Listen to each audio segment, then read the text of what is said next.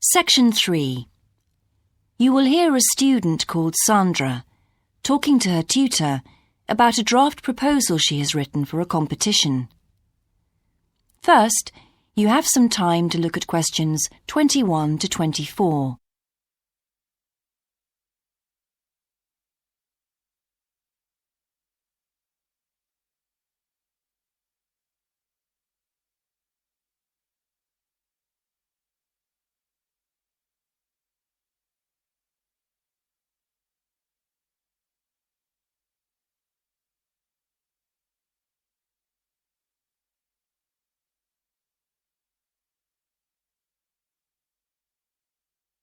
Now listen carefully and answer questions 21 to 24. Right, Sandra. You wanted to see me to get some feedback on your group's proposal, the one you're submitting for the Geography Society field trip competition. Uh-huh. I've had a look through your proposal, and I think it's a really good choice. Oh. In fact, I only have a few things to say about it, but even in an outline document like this, you really have to be careful to avoid typos and problems with layout in the proposal, and even in the contents page. So read it through carefully before submitting it, okay? Will do. And I've made a few notes on the proposal about things which could have been better sequenced. Okay. As for the writing itself, I've annotated the proposal as and where I thought it could be improved. Generally speaking, I feel you've often used complex structures and long sentences for the sake of it, and as a consequence, although your paragraphing and inclusion of subheadings help, it's quite hard to follow your train of thought at times. Oh. So, cut them down a bit, can you? Really? Yes, and don't forget simple formatting like numbering. Didn't I use page numbers? I didn't mean that. Look, you've remembered to include headers and footers, which is good, but listing ideas clearly is important. Number them or use bullet points, which is even clearer. Then you'll focus the reader on your main points. I thought your suggestion to go to the Navajo Tribal Park was a very good idea. No, I've always wanted to go there. My father was a great fan of cowboy films and the Wild West, so I was subjected to seeing all the epics, many of which were shot there. Mm-hmm. As a consequence, it feels very familiar to me, and it's awesome, both geographically and visually. So it's somewhere I've always wanted to visit. The subsequent research I did and the online photographs made me even keener. Before you hear the rest of the conversation, you have some time to look at questions 25 to 30.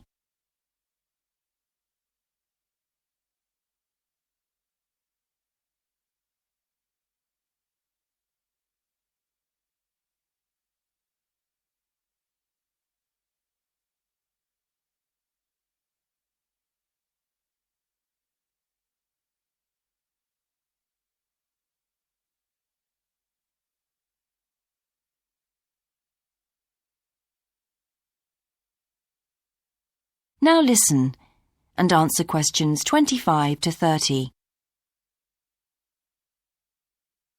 Interesting. Right, let's look at the content of your proposal now. Did you find it comprehensive enough? Well, yes and no. You've listed several different topics on your contents page, but I'm not sure they're all relevant. No? Well, I thought that from the perspective of a field trip, one thing I needed to focus on was the sandstone plateau and cliffs themselves. The way they tower up from the flat landscape is just amazing. The fact that the surrounding softer rocks were eroded by wind and rain, leaving these huge outcrops high above the plain. It's hardly surprising that tourists flock to see the area. Well, yes, I'd agree with including those points. And then the fact that it's been home to Native American Navajos and all the social history that goes with that. The hardships they endured trying to save their territory from the invading settlers. Their culture is so rich. All those wonderful stories. Well, I agree it's interesting, but It's not immediately relevant to your proposal, Sandra, so at this stage, I suggest you focus on other considerations.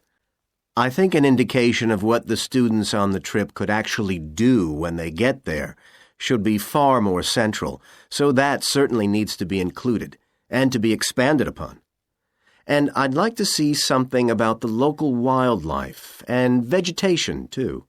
Not that I imagine there's much to see. Presumably the tourist invasion hasn't helped. Okay, I'll do some work on those two areas as well. But you're right, there's not much apart from some very shallow-rooted species. Although it's cold and snowy there in the winter, the earth is baked so hard in the summer sun that rainwater can't penetrate. So it's a case of flood or drought, really. So I understand. Now, before we look at everything in more detail, I've got a few factual questions for you. It would be a good idea to include the answers in your finished proposal, because they're missing from your draft. Fine. So you mentioned the monoliths and the spires, which was good. But what area does the tribal park cover? Do you know? 12,000 hectares, and the plain is at about 5,850 meters above sea level. Larger than I expected. Okay, where's the nearest accommodation? That's a practical detail that you haven't included. Have you done any research on that? Yes. There's nowhere to stay in the park itself, but there's an old trading post called Goulding quite near. All kinds of tours start from Goulding, too. What kind of tours? Well, the most popular are in four-wheel drive Jeeps, but I wouldn't recommend hiring those. I think the best way to appreciate the area would be to hire horses instead and trek around on those. Biking is not allowed, and it's impossible to drive around the area in private vehicles. The tracks are too rough. Okay. Lastly, what else is worth visiting there? There are several caves, but I haven't looked into any details. I'll find out about them. Okay, good. Now what I'd like to know is more about... That is the end of section 3. You now have half a minute to check your answers.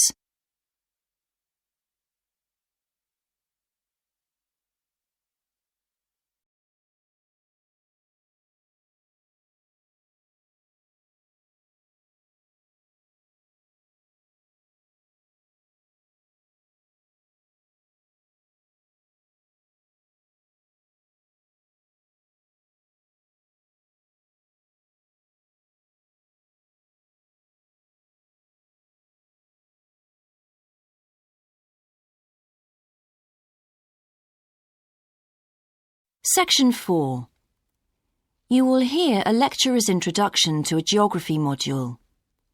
First, you have some time to look at questions 31 to 40.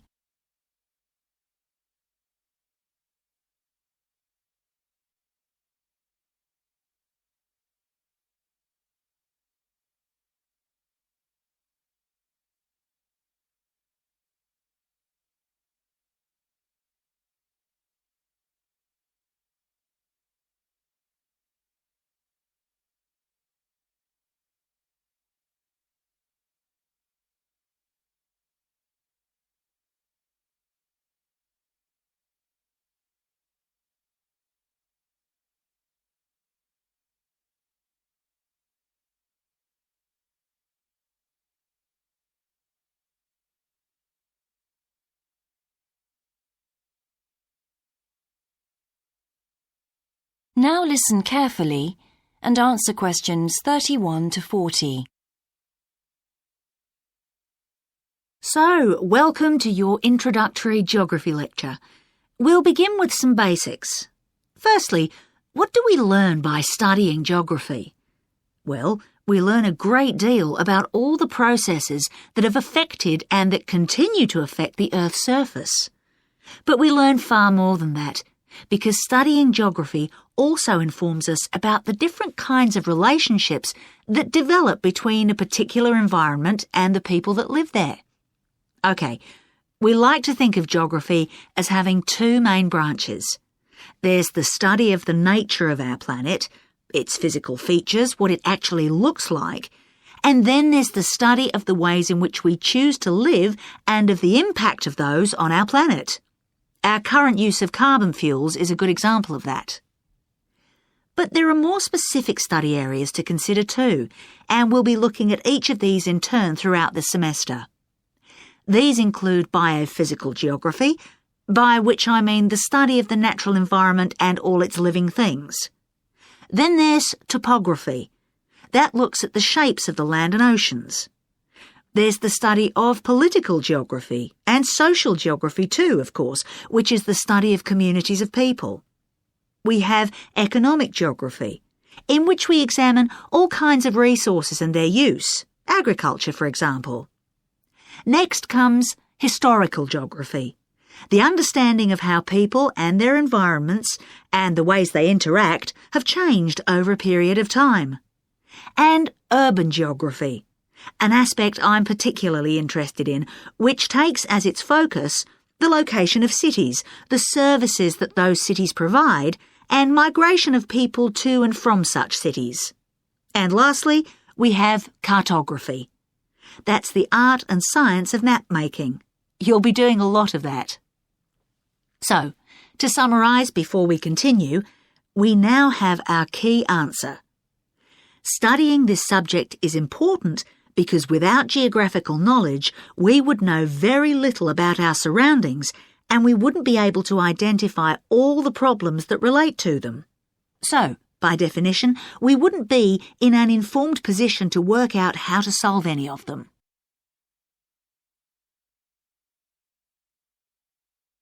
OK, now for some practicalities. What do geographers actually do? Well, we collect data to begin with. You'll be doing a lot of that on your first field trip. How do we do this? There are several means.